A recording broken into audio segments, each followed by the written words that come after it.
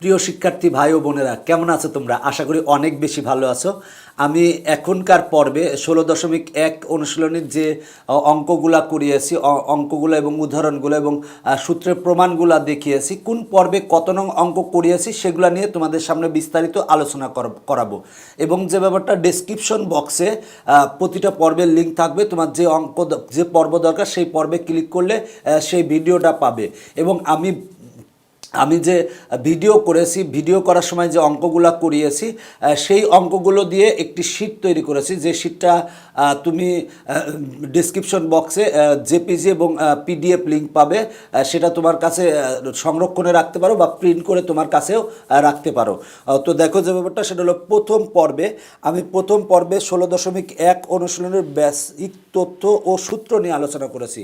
যে বেসিক তথ্যগুলো আছে সেই বেসিক তথ্য এবং সূত্র নিয়ে আলোচনা করেছি আমি প্রথম পর্বে। এবং প্রথম পর্বে তোমাদের বিস্তারিত আলোচনা করা হয়েছে এই 16.1 অনুশীলনীতে যে অঙ্কগুলো, কোন সূত্রগুলো লাগে, প্রয়োগ কিভাবে করবে, এবং যে ব্যাপারটা সেটা হলো যে কোন অঙ্কটা কিভাবে করবে, এবং কিছু অঙ্কের সংক্ষেপে অ্যান্সারও করিয়েছি বা কি সংক্ষেপে করানো হয়েছে। তো দেখো যে ব্যাপারটা, এরপরে দ্বিতীয় পর্বে অবশ্যই প্রথম পর্বটা দেখবে, এরপরে বাকি পর্বগুলো দেখলে তোমার জন্য উপকারে আসবে।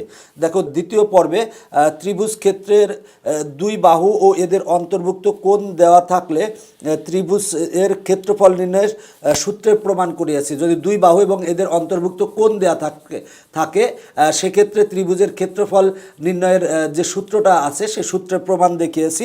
এরপর 3 নং পর্বে ত্রিভুজের 3টি বাহু দেওয়া থাকলে ক্ষেত্রফল নির্ণয়ের সূত্রের প্রমাণ দেখিয়েছি। দেখো, যদি ত্রিভুজের 3টা বাহু দেওয়া থাকে, সেটা হলো এ বি সি, এবং ত্রিভুজের অর্ধ পরিসীমা যদি এস হয়, সেক্ষেত্রে আমরা জানি ত্রিভুজের ক্ষেত্রফল সমান √s into s minus a into s minus b into s minus c. এই সূত্রটা কিভাবে আসে, এই সূত্রটা আমি বিস্তারিত প্রমাণটা দেখিয়েছি। এরপরে 4 নং পর্বে সমবাহু ত্রিভুজের ক্ষেত্রফল নির্ণয়ের সূত্রের প্রমাণ করিয়েছি। এরপর 5 নং পর্বে সমদ্বিবাহু ত্রিভুজের ক্ষেত্রফল নির্ণয়ের সূত্রের প্রমাণ করিয়েছি। 6 নং পর্বে পাঠ্য বইয়ের 1 ও 2 নং অঙ্ক সমাধান করিয়েছি। 7 নং পর্বে পাঠ্য বইয়ের 3, 4 এবং উদাহরণ 5 এই 3টা অঙ্ক সমাধান করিয়েছি।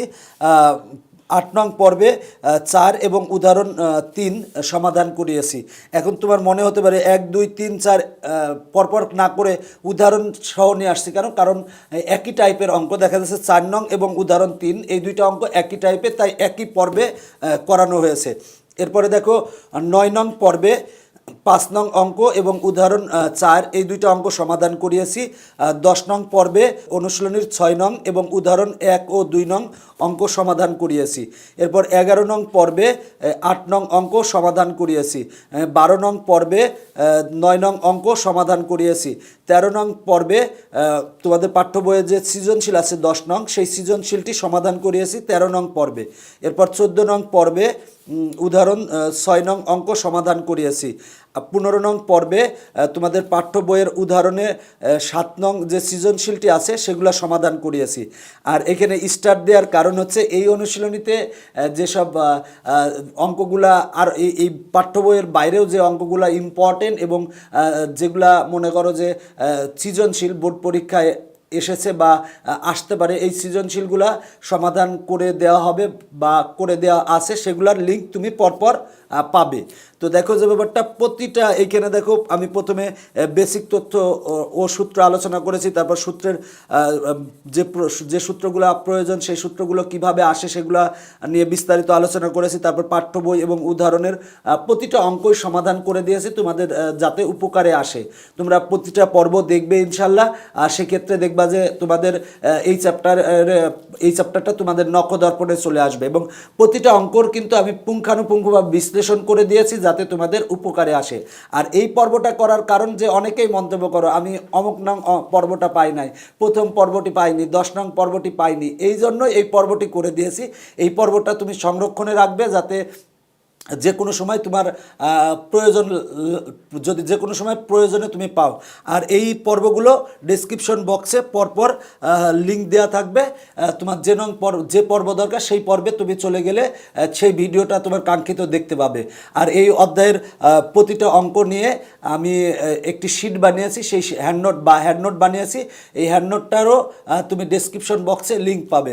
তো এই ভিডিওগুলো দেখো, আশা করি যে তোমাদের 16.1 অনুশীলনীতে কোনো প্রবলেম থাকবে না। এবং 16.1-2 থেকে কিন্তু সৃজনশীল সৃজনশীল কিন্তু বোর্ড পরীক্ষায় প্রায় আসে। সুতরাং এই অঙ্কগুলো একটু মনোযোগ সহকারে দেখবে ইনশাল্লাহ। আর আমার প্রায় তোমাদের এই নবম দশম শ্রেণীর সাধারণ গণিতের ম্যাক্সিমাম অধ্যায় করা আছে। চেষ্টা করবো অন্য ভিডিওগুলোও দেখার। এইভাবে কিন্তু আমি অন্যান্য অনুশীলনীতেও তোমাদের এইভাবে কোন পর্বে কি অঙ্ক করিয়েছি সেগুলোর ভিডিও করা আছে, সেগুলোও দেখতে পারো। তো এখনকার মতো পর্ব শেষ করছি, পরবর্তীতে আবার দেখা হবে। Bye bye.